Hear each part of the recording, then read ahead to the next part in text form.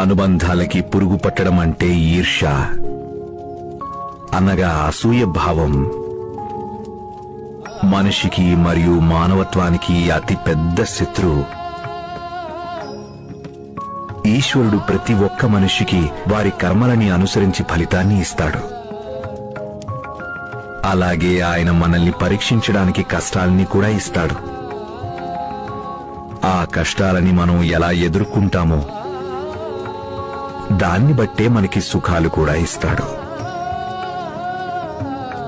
కానీ మనం ఎప్పుడైతే మనల్ని ఇతరులతో పోల్చుకోవటం మొదలు పెడతామో, లేక ఇతరుల ఆనందం చూసి అసూయపడ్డం చేస్తామో,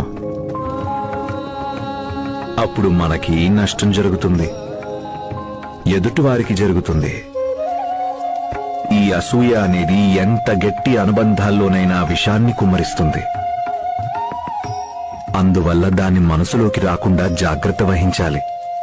ఇలా ఎన్నోసార్లు ఎందరి విషయంలోనో జరుగుతూ ఉంటుంది కాక, సహజంగా ఎవరైతే అవయవ లోపంతో బాధపడుతుంటారో అప్పుడు ఆ మనిషి ఆత్మ విశ్లేషణ, అంతర్మథనం చేసుకోవటం మానేస్తూ ఉంటారు. తమ యోగ్యతల్ని మర్చిపోయి ప్రపంచం వైపు చూడడం చేస్తూ ఉంటారు.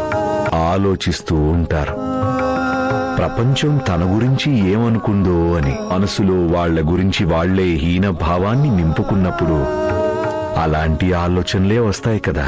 ఆ కారణంగానే వాళ్ళు ఓటమిని ఒప్పుకుంటారు. ఇంకా వాళ్ళు ఆ అభిప్రాయానికి వస్తారు, వాళ్ళు ఇతరుల కన్నా బలహీనులని. అందుచేత వాళ్ళు ఇతరులతో ఏ రంగంలోనూ పోటీ పడలేమని, ఎదిరించి గెలవలేమని, ఆ విధంగా వాళ్ళు ఆత్మవిశ్వాసాన్ని కోల్పోతారు. వాళ్ళని వాళ్ళు ఈ ప్రపంచంలో, అలాగే ఈ ప్రపంచానికి పనికిరాని వాళ్ళు